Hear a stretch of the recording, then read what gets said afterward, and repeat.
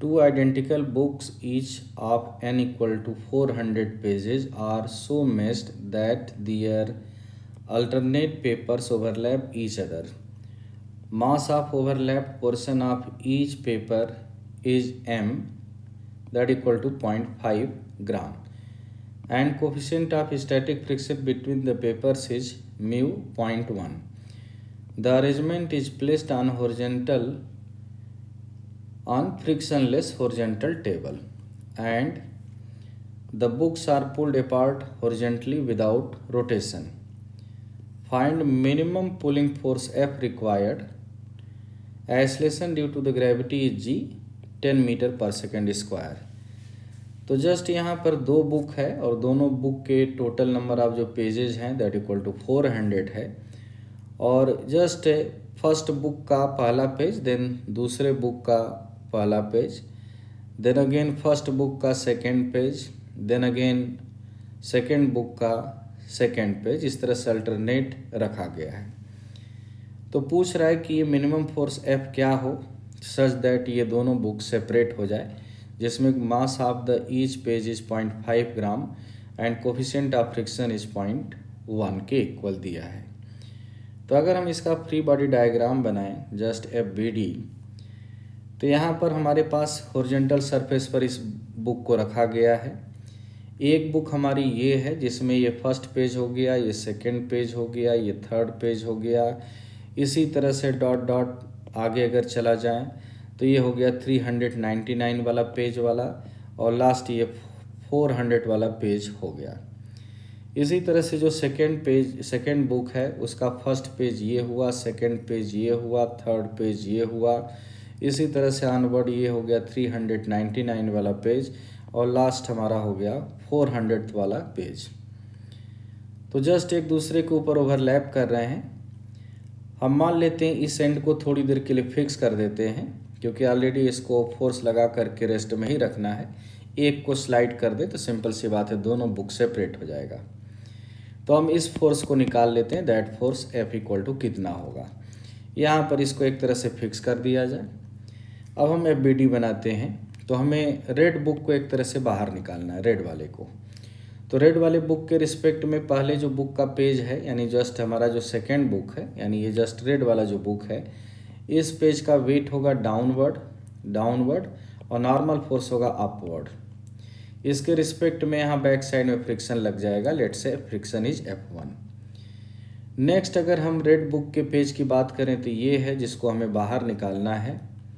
तो already red book के ऊपर वाले सरफेस पर इन दोनों पेज का वेट आएगा. जस्ट हमारे रेड वाले बुक के सेकेंड पेज के अपर सरफेस पर इन दो पेज का वेट आएगा. जस्ट उसको हमने रिप्रेजेंट कर दिया समथिंग लेट से N2 डैश.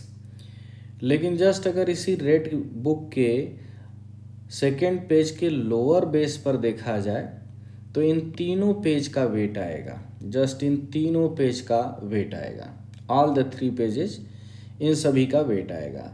तो इसका मीनिंग हुआ कि यहाँ पर N2 देखा जाए तो mg plus mg plus mg यानी 3mg होगा.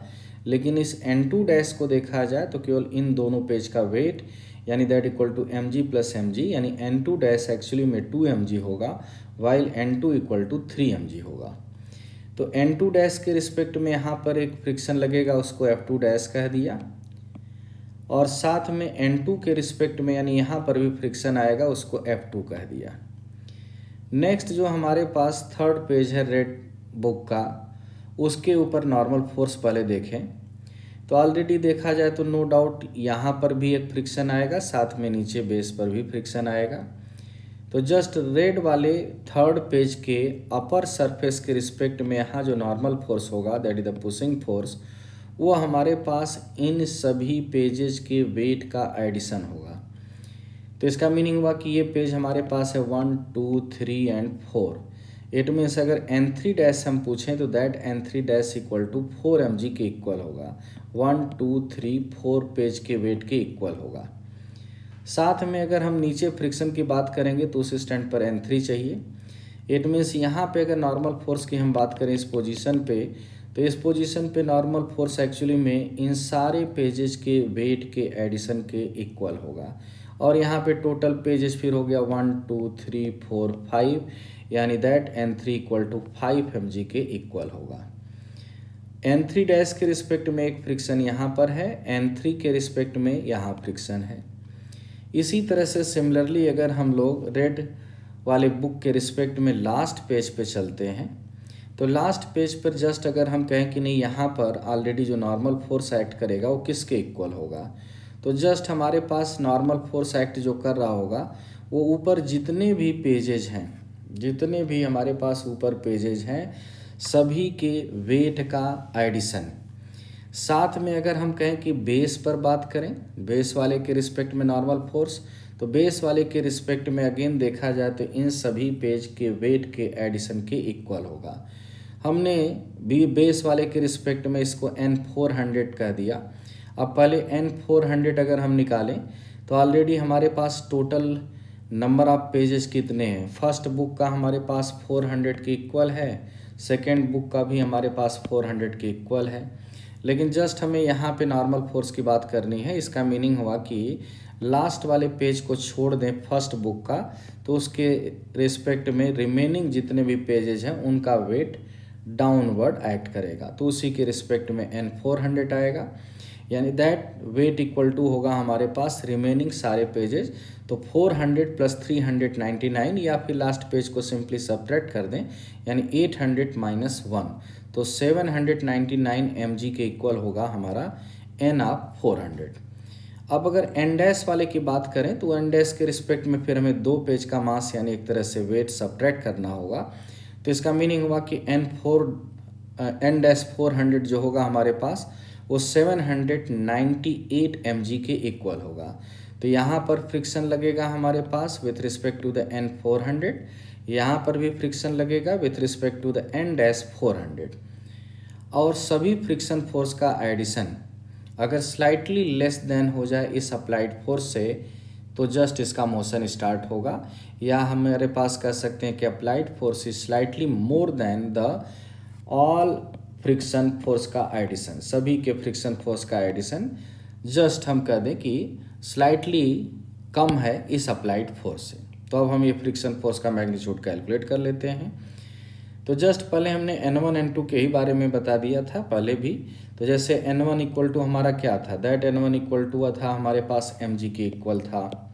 सिमिलरली अगर हम N2 की बात करें तो 3 mg था, N3 की बात करें तो 5 mg है। इसी तरह से लास्ट हम N400 की बात करें तो 799 mg के इक्वल है। तो यहाँ N1 लिख दिया, N2 लिख दिया, N3 लिख दिया और N400 लिख दिया।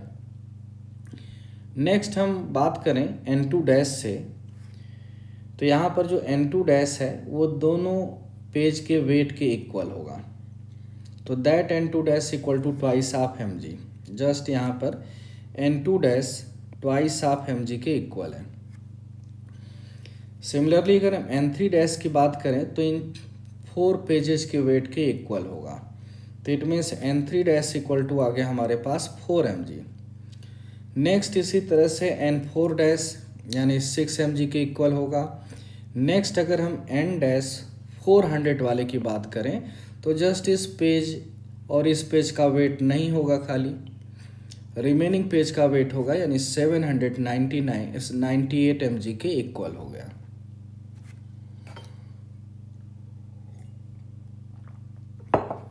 अब हम फ्रिक्शन की बात कर लेते हैं।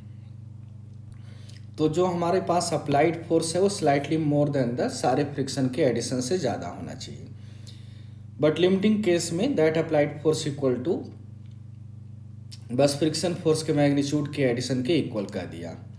तो जस्ट हमारा F इक्वल टू आ गया F1 plus F2 dash plus F2 plus F3 dash plus F3 plus F4 dash onward F400 dash plus F400, वो किसके इक्वल होगा, mu times of N1 N2 dash N2 N3 dash N3 N4 dash N400 dash plus N400। N1 किसके equal है, mg है, N2 3 mg, N3 5 mg, सभी की value हमने put कर दिया। सिंपल mg को हम कॉमन ले लें तो जो बचा हमारे पास 1 + 2 + 3 अप टू 799 और एक सिंपल एडिशन है, that equal to n into N plus 1/2 के इक्वल होता है। जस्ट यहाँ पे डेटा अब हम पुट कर देते हैं। तो mu M G n into N plus 1 divided by 2, n हमारे पास है 799, तो 799 प्लस 1 डिवाइडेड बाई 2।